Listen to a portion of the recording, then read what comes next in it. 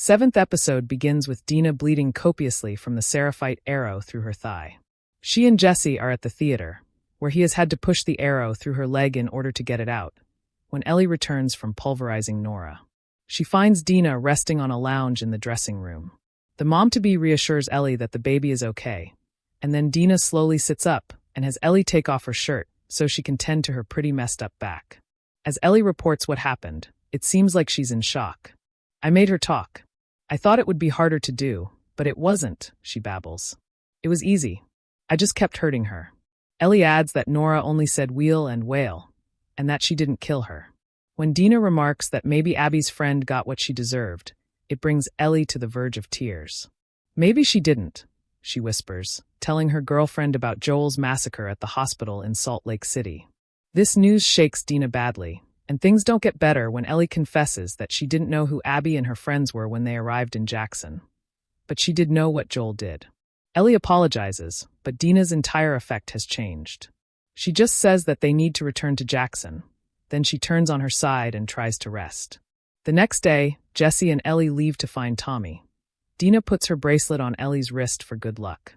On the way, Ellie inadvertently lets it slip that Dina is pregnant. He suspected, but she confirms it, and then they take shelter in a garage when it starts to pour. They quickly hide when wolves in their vicinity grab a Seraphite, beat and strip him, then drag him away. Ellie wants to intervene, because the Seraphite was a kid. But Jesse is vehemently opposed. "This is not our war," he says. They make it to the rendezvous point, but Tommy isn't there. While they wait for him, Jesse tells her that he loves Dina, but not the way you do, and that he fell in love with someone in a group of survivors that was headed to New Mexico. When the object of his affection asked him to go with her, he wanted to, but ultimately he stayed because he felt loyalty to Jackson. They're interrupted by a report on the radio. It sounds like the wolves have captured Tommy. But when the pair get to a higher point in order to try to see where Tommy might be, Ellie is distracted by a nearby aquarium, which has a giant Ferris wheel nearby.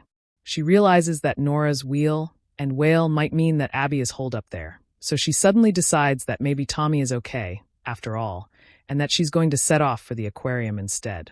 Her choice incenses Jesse, who blurts out that he was one of the Jackson Council members who voted against her mission, because everything you do for you. But she refuses to feel bad, pointing out that his loyalty to one group allows him to be brutal to others.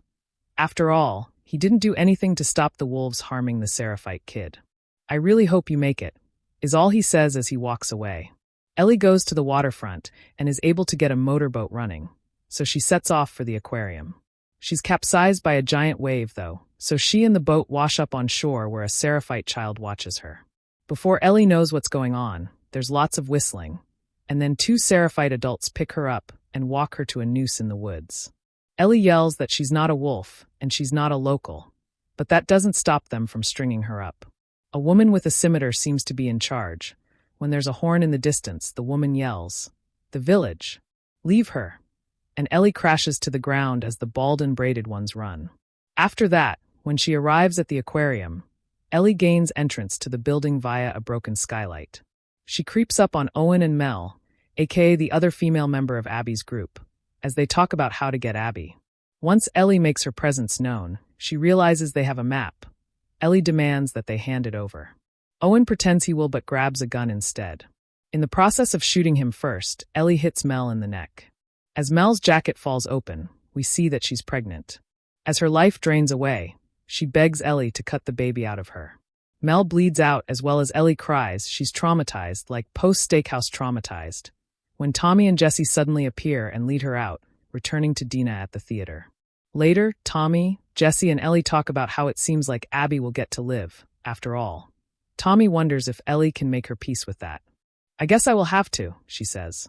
After he steps away, she thanks Jesse for coming back to help her. He teases her a little before adding that if he were out there somewhere, lost and in trouble, "You would set the world on fire to save me." She agrees that she would. Then they're interrupted by a noise from the lobby, and everything gets much worse from here on out. As they run toward the noise, Jesse immediately goes down, taken out by an unseen assailant.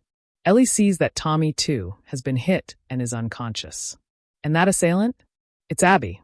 He killed my friends," she tells Ellie, who corrects her. "No, I did." I didn't meant to. She begs Abby to let them go, but Abby won't hear it. I let you live, she points out. I let you live, and you wasted it. And as Ellie yells, no, Abby shoots. Does her bullet hit its mark? We don't know. Because suddenly, we're watching Abby nap on a couch. She's woken by another wolf who lets her know that Isaac wants to talk. As she stands and makes her way outside, we see that they are in a football stadium that has a lot of military-looking hustle and bustle happening. Seattle Day 1. Some on-screen text reads. Looks like we've arrived at a point of view shift.